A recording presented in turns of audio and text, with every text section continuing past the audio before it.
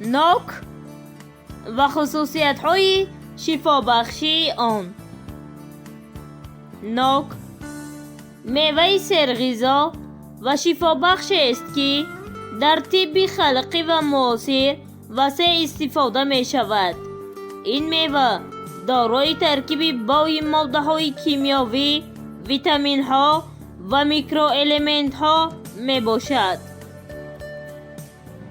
در ترکیب نوک ویتامین‌های A، B1، B2، B3، B6، C و K زیاد است. ماده های مینرالی از قبیل کالی، مگنی، مس، آهن، فسفر و غیره ها بای است.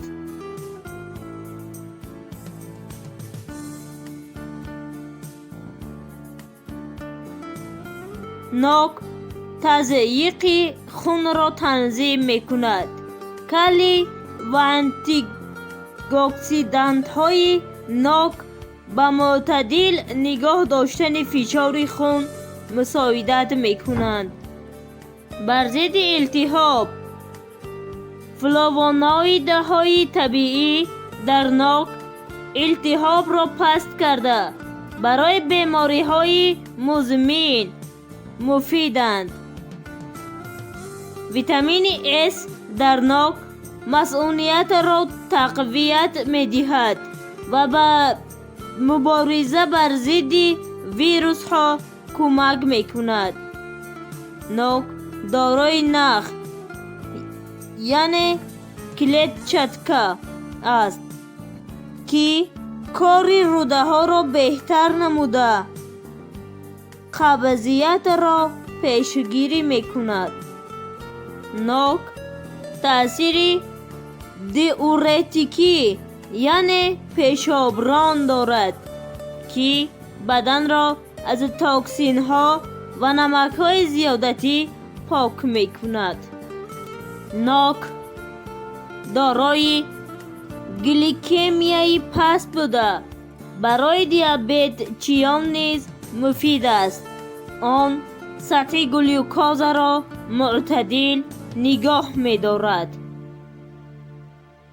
آنتی اکسیدانت ها و کوورستین نوک تأثیر محافظتی و ورم ها دارند، مخصوصا برای سرطان روده، غدود شیر و پروستاتا.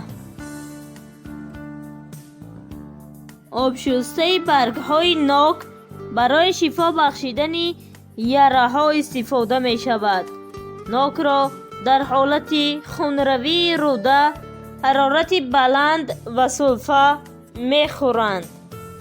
کمپوت و شربت آن برای پاکسازی گرده و پیشابدان فایده بخش است. نوک را در خالگی شکم زیاد نخورید، می تواند هضم را دشوار کند. برای آدمان گرفتار گاستریت با کسلات بلند بهتر است نوک های پخته را استفاده کنند.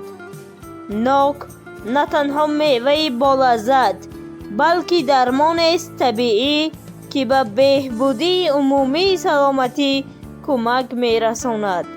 آن را می توان در پرهیز هر روزه وارد کرده از فایده هایش بهره برد.